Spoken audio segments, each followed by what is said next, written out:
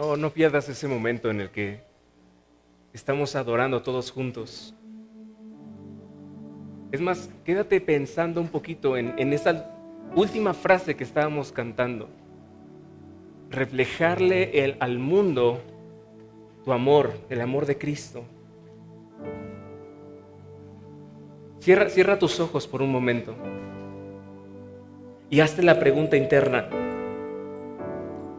Señor, ¿yo estoy reflejando al mundo tu amor?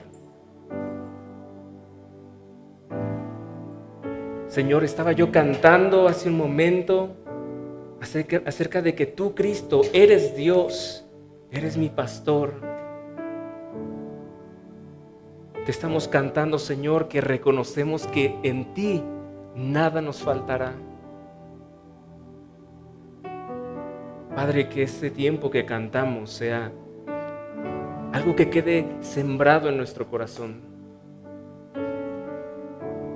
No nos movemos solamente por la emoción, sino por el conocimiento de la letra que ha sido escrita para adorarte, Señor. Gracias por permitirnos cantarte, adorarte. Señor, en este tiempo donde vamos a abrir tu palabra, te suplico que no sea yo, sino que sea tu Santo Espíritu hablando a través de mí como un instrumento, pero que la gloria sea bien marcada, que es para tu Hijo Jesucristo, no para el apóstol Pablo, no para los personajes los cuales vamos a ver hoy. Señor, se trata de ti, de adorarte por quien eres, de celebrar que resucitaste, Señor. Ponemos este tiempo en tus manos en el nombre de Cristo Jesús.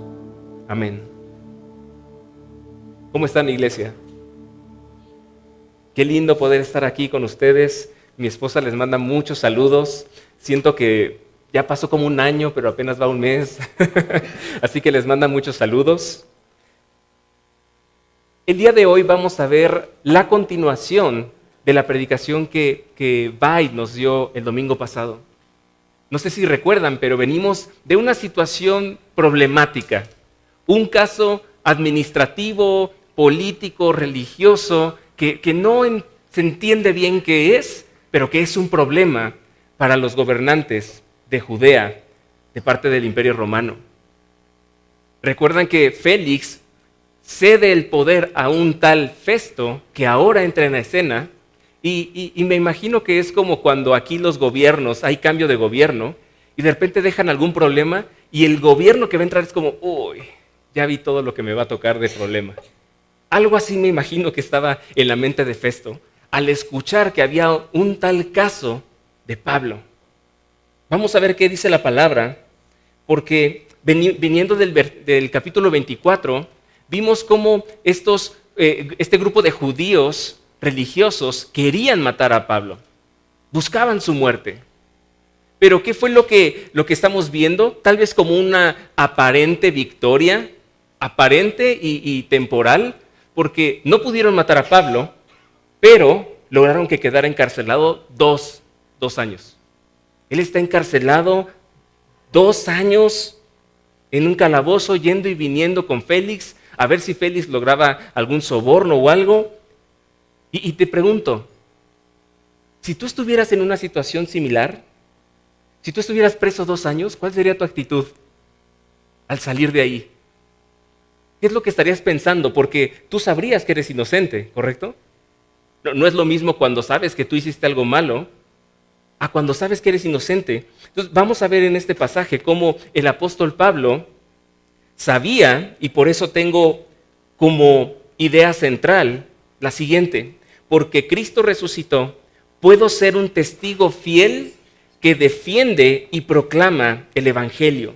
La voy a repetir una vez más.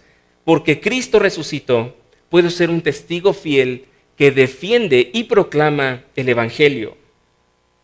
Vamos a pasar al punto número 1, que es lo que Pablo estaba viviendo liderar en su vida. Y es que Dios está en control y su propósito se cumplirá a pesar de la adversidad. Vamos a ver qué dice el pasaje en Hechos 25, capítulo 25, versículo 1. Festo, entonces, 3 días después de haber llegado a la provincia, subió a Jerusalén desde Cesarea, y los principales sacerdotes y los judíos más influyentes le presentaron acusaciones contra Pablo e insistían con Festo, pidiéndole el favor de que hiciera traer a Pablo a Jerusalén, preparando ellos al mismo tiempo una emboscada para matarlo en el camino. Pero Festo respondió que Pablo estaba bajo custodia en Cesarea y que en breve él mismo saldría para allá. Por tanto dijo, que los más influyentes de ustedes vayan allá conmigo y si hay algo malo en el hombre, que lo acusen. Entonces, fíjate cómo de entrada podemos ver en estos pasajes cómo la intención de estos judíos no era tener un caso real, argumentando todas las acusaciones para Pablo. Ellos buscaban intencionalmente su muerte. Esto era solamente una pantalla para poder sacarlo de Cesarea, llevarlo a Jerusalén y en el ínter emboscarlo para matarle. Y fíjense cómo en este contexto político vemos cómo Festo, quien reemplaza a Félix, en esta nueva posición, en este nuevo cargo, trata de simpatizar con estos judíos. Y es entendible, ¿no? Porque imagínate que vas a llegar como nueva administración y de repente ves que hay muchísimos problemas, muchas revueltas, hay muchos conflictos, muchos problemas religiosos, gente que se levanta y hace alboroto. ¿Y qué es lo que él está haciendo? Busca congraciarse con este pueblo. Fíjate qué es lo que dice Festo en el versículo 6. Dice, después de haberse quedado no más de 8 o 10 días entre ellos, descendió a Cesarea y al día siguiente se sentó en el tribunal y ordenó que trajeran a Pablo. Cuando éste llegó, lo rodearon los judíos que habían descendido de Jerusalén, presentando contra él muchas y graves acusaciones que no podían probar. Es importante que tengamos esto en mente. ¿Te das cuenta que ellos están no lanzando una acusación, sino varias y graves? Pero lo más importante es que no podían comprobarlo. No había sustento en este caso. Mientras Pablo decía en defensa propia, no he cometido ningún delito, ni contra la ley de los judíos, ni contra el templo, ni contra el César. Él está diciendo, no tengo problemas, no he pecado, no tengo ningún delito contra los fariseos, los expertos en la ley, ni contra el templo, o sea, refiriéndose a los saduceos, que eran quienes en el templo solían hacer negocios con los romanos.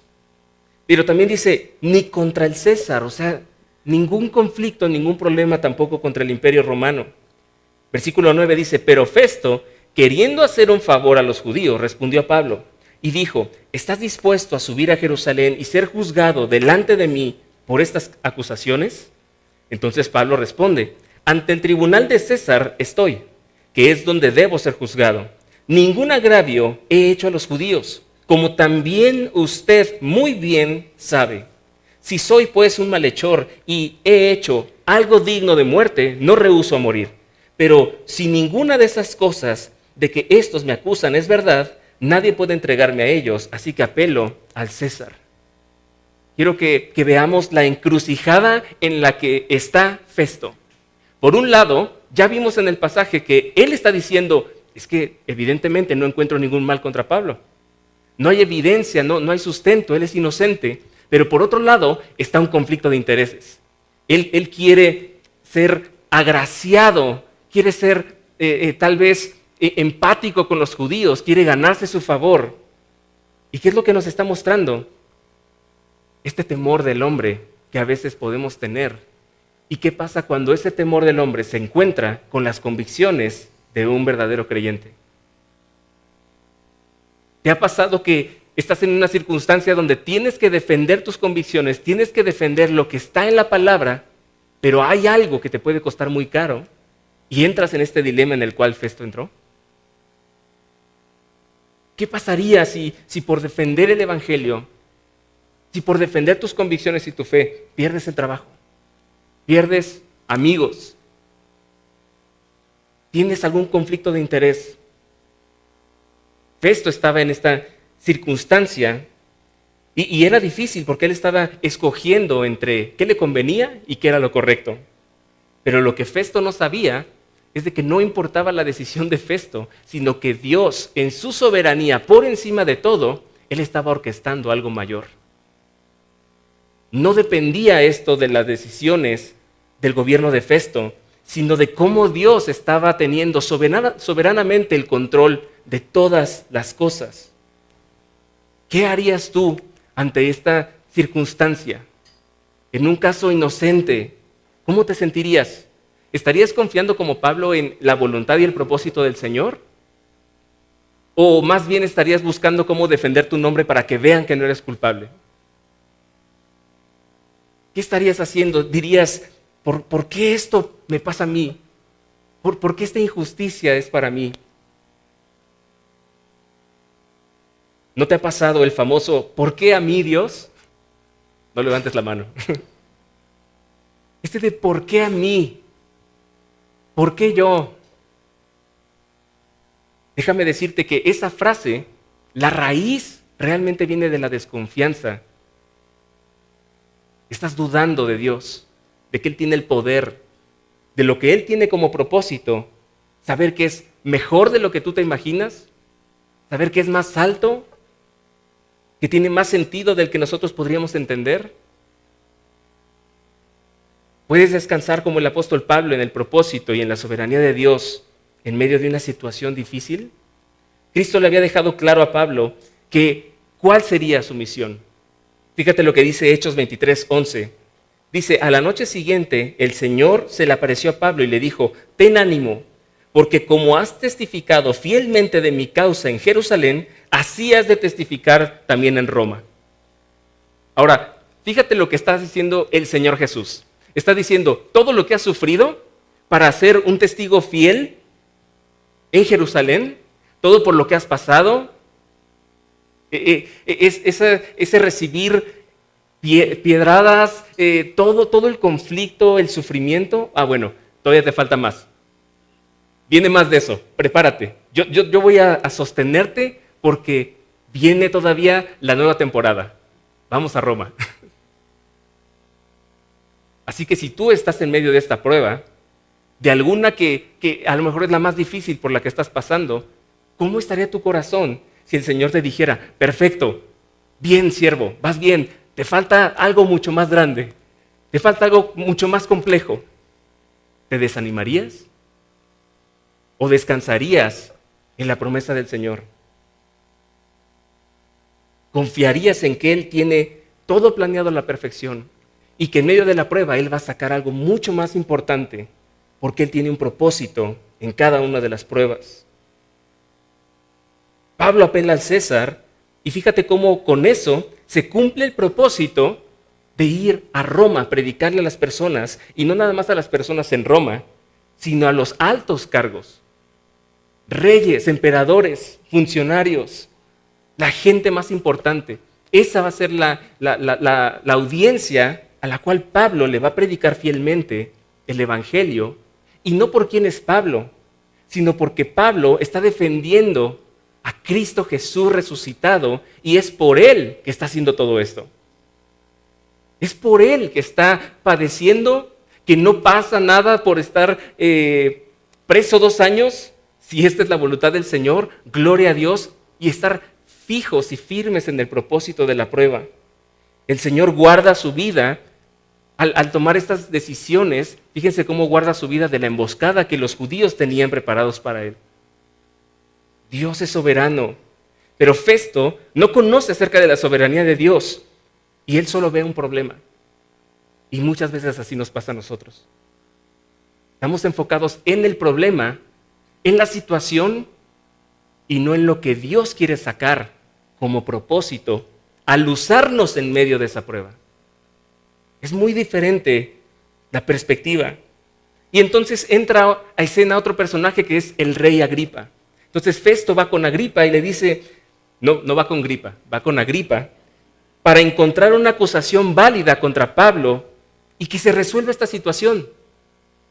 ¿Por qué? Porque el rey Agripa conocía las costumbres judías.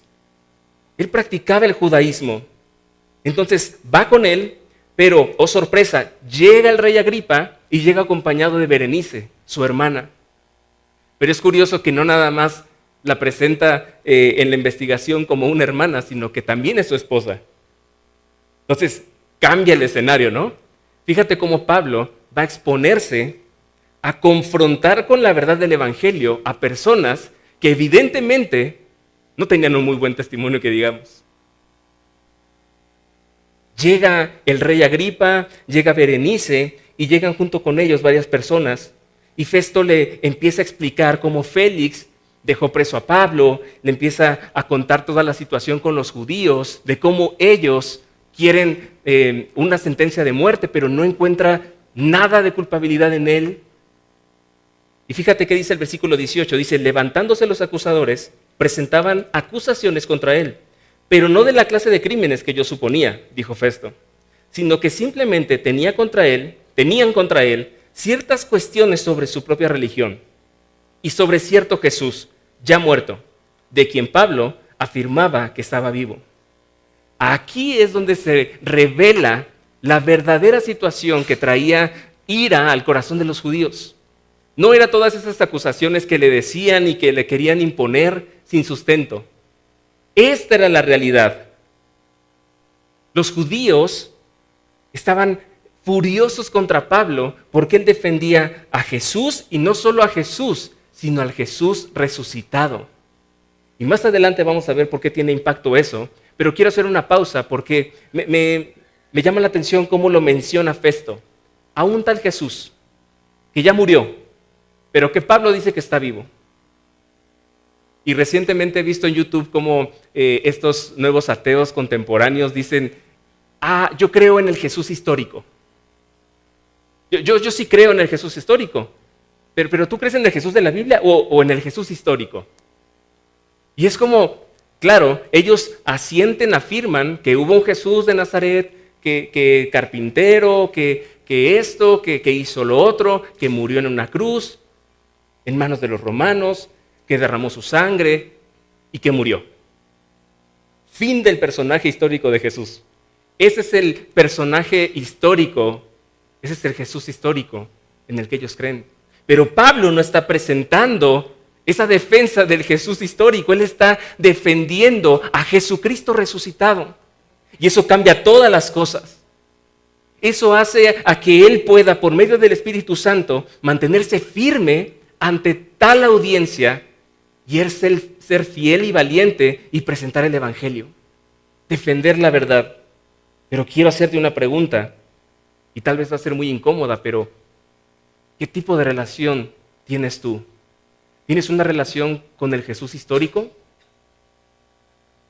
o con el Jesucristo resucitado? Es que mis abuelos me dijeron que fuera a la iglesia para conocer de un tal Jesús y ahí hablan de Jesús. ¿Ese es el Jesús que tú conoces? ¿O un Jesús resucitado que vive contigo, que no es lejano, que no queda en el pasado, sino que Él vive y reina por los siglos de los siglos? Esta es la diferencia de un Jesús al que no creen que resucitó.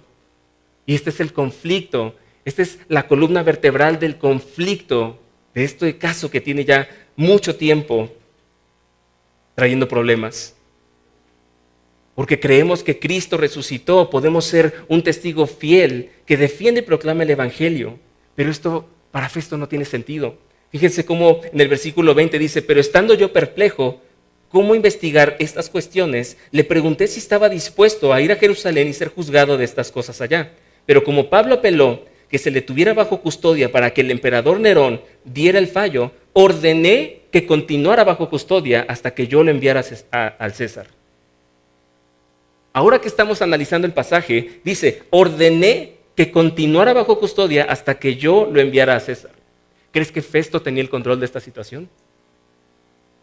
¿O simplemente Dios, detallista, usando a esta persona, Festo, para el objetivo que ya Jesús le había dicho al apóstol Pablo? Entendiendo la soberanía del Señor, ¿cómo es tu confianza en medio de la prueba? ¿Cómo se ve afectada? ¿Cómo puedes pasar en medio de ella? ¿Seguirías viéndote como víctima del sufrimiento o de la injusticia? ¿O descansarías en que esa es la oportunidad que tienes para de alguna forma proclamar el evangelio de Cristo. Al día siguiente, cuando Agripa y Berenice y todos los comandantes, los hombres importantes de la ciudad, llegaron y es traído Pablo, Festo dice: Rey Agripa y todos los demás aquí presentes con nosotros, este es el hombre acerca del cual los judíos, tanto en Jerusalén como aquí, me hicieron una petición declarando a gritos que no debe vivir más. ¿No te hace eco estas palabras? Cuando también estaban pidiendo a gritos la muerte de Cristo, siendo inocente. Versículo 25 dice: pero a mí me parece que no ha hecho nada digno de muerte. Este es Festo nuevamente confirmando la inocencia de Pablo, pero como él mismo apeló al emperador, he decidido enviarlo a Roma. Y aquí viene un conflicto, dice el versículo 26, sin embargo, no tengo nada definido sobre él para escribirle a mi señor, refiriéndose al César. Por eso le he traído ante ustedes, y especialmente a ti, rey Agripa, para que después de que se le interrogue, yo tenga algo que escribir. Porque me parece absurdo, al enviar a un preso, no informar también de los cargos en su contra. Ahora, imagínense esta escena. No pudiste, fuiste un incompetente en tu gobierno porque no pudiste resolver un caso que tienes que escalar, ¿ok? Desde ahí ya vamos mal. Festo ya tiene aquí, hasta el cuello. Pero no obstante, vas a escalar un asunto de alguien que están acusando, pero que no hay ningún tipo de cargo. Que nadie puede identificar alguna prueba en su contra. ¿Te das cuenta que ahora quien corre peligro es Festo? Porque Nerón era conocido por no ser el más amable que digamos. En medio de esa violencia, podía mandar a cortar la cabeza de Festo. ¿Qué dilema es en el que Festo se encuentra en este momento? Y es que el Cristo resucitado que estaba guiando y usando como instrumento a Pablo es el mismo que tiene el control absoluto sobre todas las circunstancias y los gobiernos terrenales. ¿Estás confiando en la soberanía de Dios en medio de estos problemas o adversidades por los que puedas estar pasando? ¿Reconoces que Dios puede usar incluso estas situaciones difíciles para su gloria, para el cumplimiento de su propósito? Si esta es la primera vez que nos visitas, no habías escuchado acerca de la palabra del Señor, te invito a que puedas reflexionar un poco sobre cómo el Señor tiene el control por sobre todas las cosas. Incluso usando a Festo como usando a Pablo como su instrumento. Aunque enfrentamos desafíos, recordamos que Dios está en control. Y por eso, gracias a la obra de Cristo en nuestras vidas, podemos defender y proclamar la verdad del Evangelio. Es interesante porque no podemos ser testigos fieles sin la obra de Cristo, el Cristo resucitado, actuando en nuestras vidas. Eso es lo que nos permite dar ese testimonio, eso es lo que nos permite ser fortalecidos. En el resumen de esta sección de Hechos 26, del 1 al 23, Pablo ahora presenta su defensa ante el rey Agripa. Y él va a mostrarnos cómo fue su vida el antes y el después. Dice, versículo 2, con respecto a todo aquello de los que de los judíos me acusan, me considero afortunado, oh rey Agripa, de poder presentar hoy mi defensa delante de usted, sobre todo porque es experto en todas las costumbres y controversias entre los judíos. Es curioso porque no se está defendiendo Pablo a sí mismo como para que su nombre salga limpio de esta situación. Él está dejando claro su inocencia porque al dejar clara su inocencia, ¿en qué queda el foco en medio de esa audiencia? En el mensaje que Pablo estaba proclamando, el mensaje del Evangelio. Es como, ¿te imaginas tener que ir audiencia tras audiencia y cada vez que vas, no encuentran cargos contra Pablo, pero predica el Evangelio? Vas a otra audiencia y no hay cargos contra Pablo, pero hay una nueva audiencia y de gente cada vez más importante y Pablo predica el Evangelio. ¿Qué es lo que está dejando en evidencia el plan de Dios para ir y alcanzar a todos los escogidos que el Señor tiene en Roma? Dice el versículo 6, y ahora soy sometido a juicio por la esperanza de la promesa hecha por Dios a nuestros padres. Está diciendo, me están juzgando por la promesa que compartimos los judíos, que nuestras 12 tribus esperan alcanzar servir fielmente a Dios noche y día. Y por esta esperanza, oh rey, soy acusado por los judíos. Fíjate qué dice el versículo 8. Dice, ¿por qué se considera increíble entre ustedes que Dios resucite a los muertos? Nuevamente, el foco del asunto real de esta audiencia, la defensa del Cristo resucitado. Yo ciertamente había creído que debía hacer muchos males en contra del nombre de Jesús de Nazaret. Esto es precisamente lo que hice en Jerusalén. No solo encerré en cárceles a muchos de los santos con la autoridad recibida de los principales sacerdotes, sino que también, cuando eran condenados a muerte, yo añadía mi voto. Castigándolos con frecuencia en todas las sinagogas, procuraba obligarlos a blasfemar, y enfurecido contra ellos, seguía persiguiéndolos aún hasta en las ciudades extranjeras. Este es el testimonio de Pablo. Pero ¿notas algo curioso en esta parte? No es exactamente lo mismo que ahora están haciendo los judíos religiosos con Pablo. ¿No lo están persiguiendo? ¿No buscan su muerte? ¿Qué fue lo que hizo que Pablo, estando en el mismo equipo de los fariseos religiosos que perseguían a los del camino, a los nazarenos, a los de Jesús de Nazaret, qué es lo que hizo que cambiara Cristo resucitado? El Cristo resucitado fue quien hizo el cambio, fue quien hizo la transformación en la vida de Pablo. Y Pablo aprovecha esta oportunidad y dice el versículo 13, al mediodía, oh rey, yendo de camino, vi una luz procedente del cielo más brillante que el sol, que resplandecía alrededor mío y de los que viajaban conmigo. Después de que todos caímos al suelo, oí una voz que me decía en el idioma hebreo, Saulo, Saulo, ¿por qué me persigues? Dura cosa te es dar coces contra el aguijón. Yo entonces dije, ¿quién eres, Señor? ¿No es interesante cómo está escrito? Que la parte de Señor empieza con S mayúscula. ¿Quién eres? Pero lo reconoce como su Señor. Y esto tiene un impacto porque recuerda a la audiencia. Estaban hablando esto directamente al rey Agripa, a quien te tenías que referir como Señor, como excelentísimo, y le está diciendo, le está dando testimonio con su vida de que sí, todo bien, rey, pero yo sirvo a este Señor. Y Jesús, y el Señor dijo, yo soy Jesús a quien tú persigues, pero levántate y ponte en pie porque te he aparecido con el fin de designarte como ministro y testigo, no solo de las cosas que has visto, sino también de aquellas en que me apareceré a ti. Te rescataré del pueblo judío y de los gentiles a los cuales yo te envío. Fíjate cómo no se presenta a Jesús y le dice, Pablo, te tengo que presentar las 5 razones por las cuales tienes que confiar y creer en mí. Él se presenta con poder. Él lo tira, él cambia su vida, él cambia su rumbo y su dirección. Inmediatamente se presenta, yo soy Jesús al que persigues. Y ahora te van tus instrucciones. ¿Te imaginas que el Señor en este momento haga eso en tu vida? Te tire de tu caballo y te dé esas instrucciones inmediatamente, te dé un propósito, te diga lo que vas a hacer. Fíjate cuál fue la misión, versículo 18, para que les abras sus ojos a fin de que se conviertan de las tinieblas a la luz y del dominio de Satanás a Dios, para que reciban por la fe en mí, en Cristo, el perdón de pecados y herencia entre los que han sido santificados.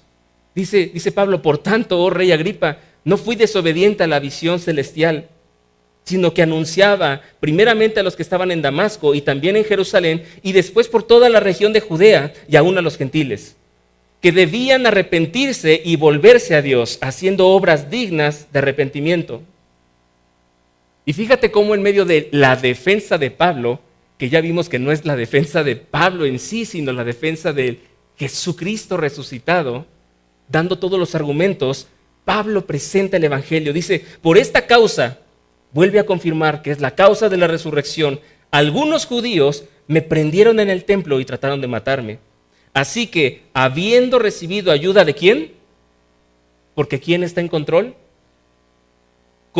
Continúo hasta este día testificando tanto a pequeños como a grandes, no declarando más de lo que los profetas y Moisés dijeron que sucedería. Fíjense la problemática que hay aquí. Porque él está diciendo, por esta cuestión de Jesucristo resucitado es que me quieren matar.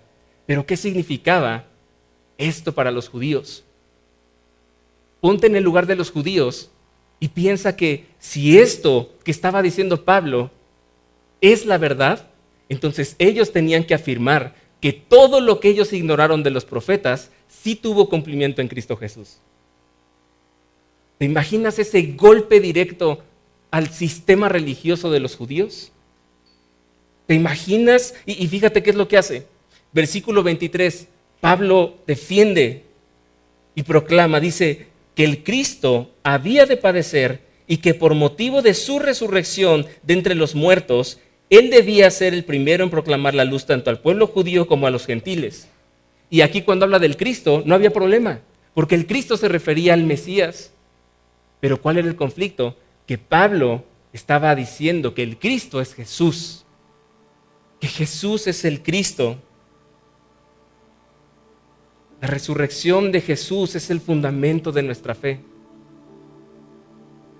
Es la fuente del poder que tenemos nosotros en el Espíritu Santo para proclamar el Evangelio. Si el día de hoy podemos ser irreprensibles, dar testimonio, no es porque también nos portamos. Es por la obra de Cristo, que no es un Cristo que se quedó en el pasado, sino que está vivo, que vive en nosotros, que día a día nos está transformando. Si el día de hoy te acusaran de algo injusto, todos alrededor tuyo podrían decir, no, eso no lo puedo creer de esta persona. Conozco su testimonio. Es tan descabellado.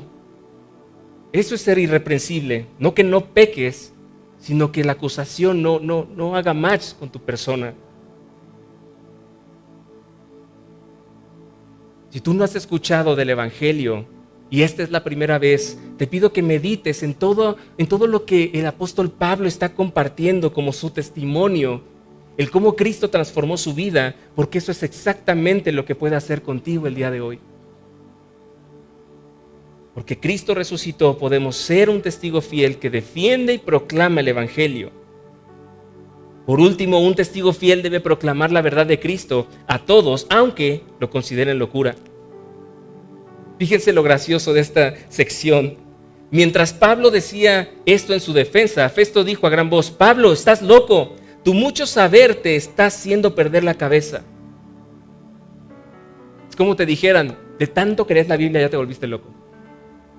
Y fíjate la respuesta de Pablo, dice, no estoy loco, excelentísimo Festo, sino que hablo palabras de verdad y de cordura.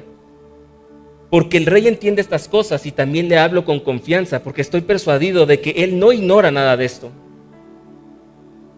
Le dice, Rey Agripa, ¿crees en los profetas? Y se adelanta, por si dice que no. Se adelanta y dice, yo sé que crees. Y ante tal proclamación del Evangelio, fíjate la respuesta del rey Agripa. Dice, en poco tiempo me persuadirás a que me haga cristiano. Y Pablo contestó, quisiera Dios que ya fuera en poco tiempo o en mucho, no solo usted, sino también todos los que hoy me oyen, llegaran a ser tal como yo soy, a excepción de estas cadenas. El gobernador Berenice, el rey Agripa, todos los hombres que estaban ahí se levantan y empiezan a murmurar y decir, hey, no encuentro ningún problema, este hombre es inocente. Se vuelve a confirmar que no se trataba de la acusación a Pablo, sino Dios soberanamente, usando a su instrumento Pablo, para que predique y proclame el Evangelio. ¿A quién? A la audiencia que el Señor había destinado. Pablo desea que todos, incluyendo sus jueces, lleguen a la fe en Cristo, demostrando su compromiso con la verdad del Evangelio. Y esto nos confronta porque acabamos de pasar por elecciones. ¿Y qué pasa si queda la persona de tu preferencia? ¿O qué pasa si no queda la persona de tu preferencia?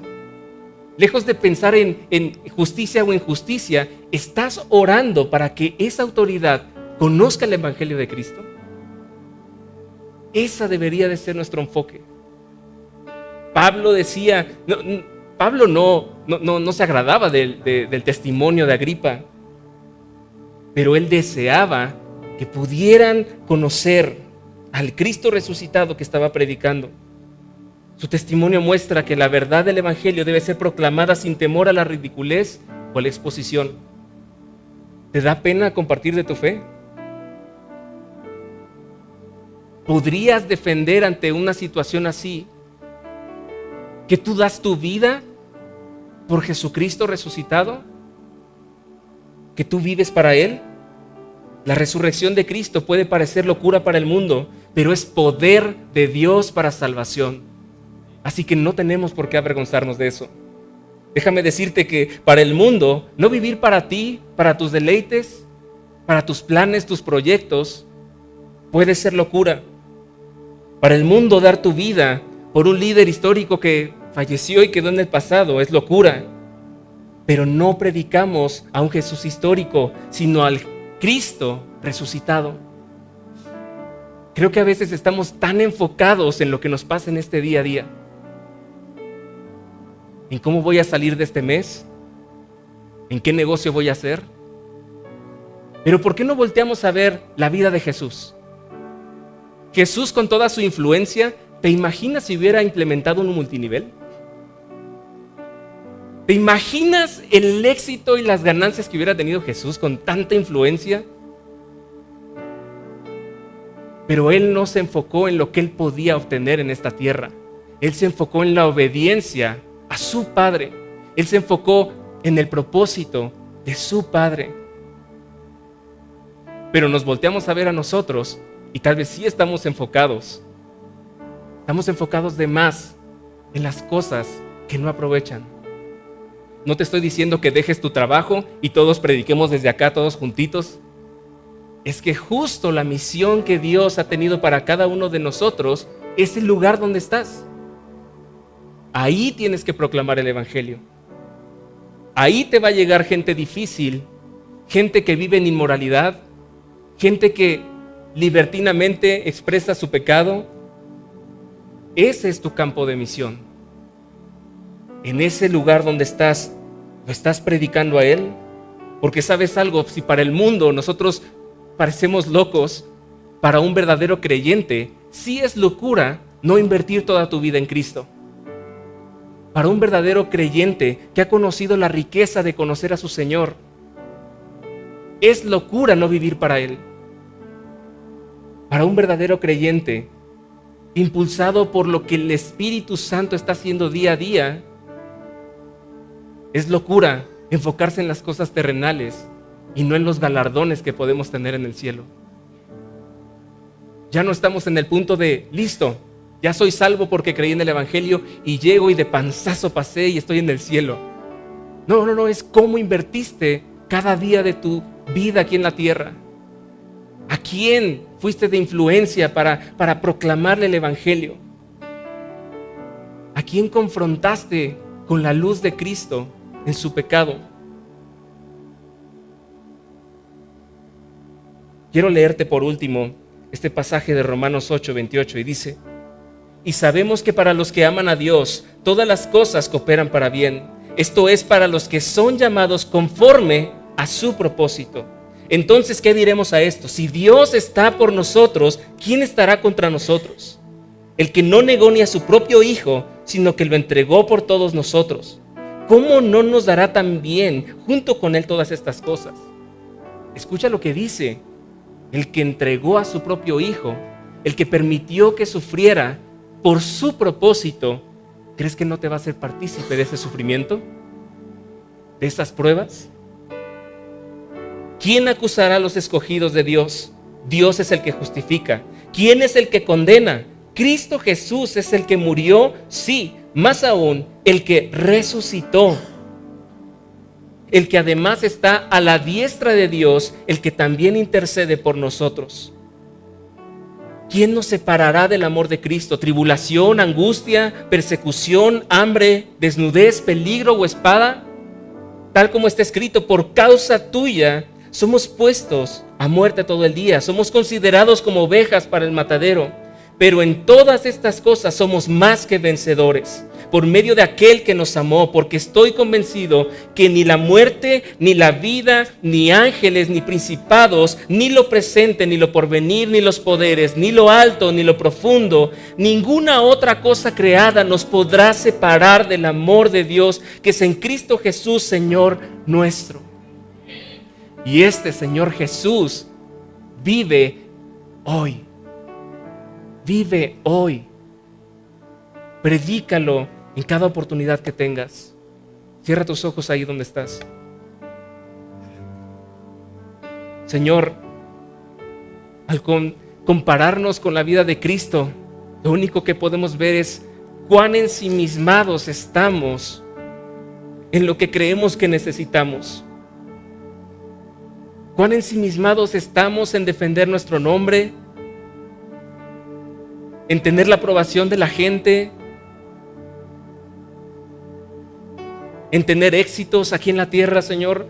Pero cuando vemos la preciosa vida de Jesucristo, que Él murió por la causa de la obediencia a ti, Señor, que Él murió por tu propósito, que Él tiene el poder para entregar su vida porque nadie se la quitó, y Él tiene el poder para volver a tomarla, y Él tiene el poder de darnos ahora a nosotros vida y vida en abundancia.